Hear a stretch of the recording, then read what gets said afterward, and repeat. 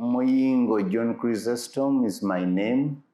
I'm the Minister of State for Education, representing the Minister of Education in the Republic of Uganda. The President of the General Conference, the Chairperson of the Executive Board, Madam Director General of Unesco, Your Excellencies, Ministers, Ambassadors, distinguished guests, ladies and gentlemen. Mr. President, my delegation congratulates you upon your election to chair the 41st session of the UNESCO General Conference. My delegation wishes you well in this important assignment. Mr. President, Uganda is committed to the achievement of all the 17 Sustainable Development Goals, and this commitment is manifested in our zeal to advance the education for Sustainable Development Goals through supporting the implementation of ESD 2030 framework. As a country, we have mainstreamed ESD into the National Development Plan 3 and the Education Sector Strategic Plan. We have also put in place our own ESD 2030 national framework because we recognize that all the SDGs are hinged on the ideologies of education for sustainable development. Uganda, like many countries, has not been spared by the devastating effects of the coronavirus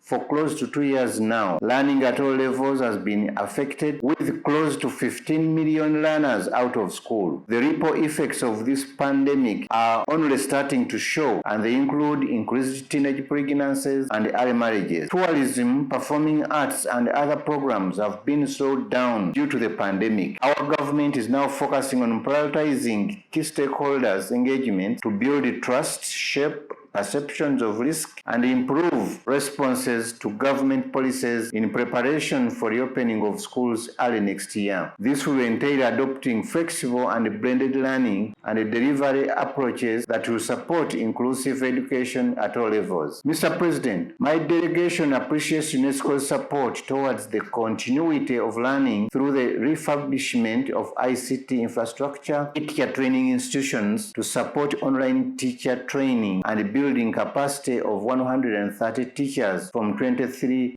teacher training institutions on the use of the teacher education e-learning system to provide remote assistance and electronic assessments of students learning from home. In line with UNESCO's biannual expected result 5, UNESCO has supported Uganda to develop and implement the national teachers policy and strategies, which have set a platform and a context for sharing of knowledge and enhanced donor coordination. This will improve learning through a motivated and skilled teaching workforce and consequently lead to realization of the SDG 4 of the 2030 agenda. Uganda has been supported to implement the STEM program for girls and women through mentorship of secondary school science teachers in the best approaches for teaching science subjects. In fulfillment of UNESCO's priority gender flagship, SDG 5, and our national gender policy, Uganda is implementing a participatory program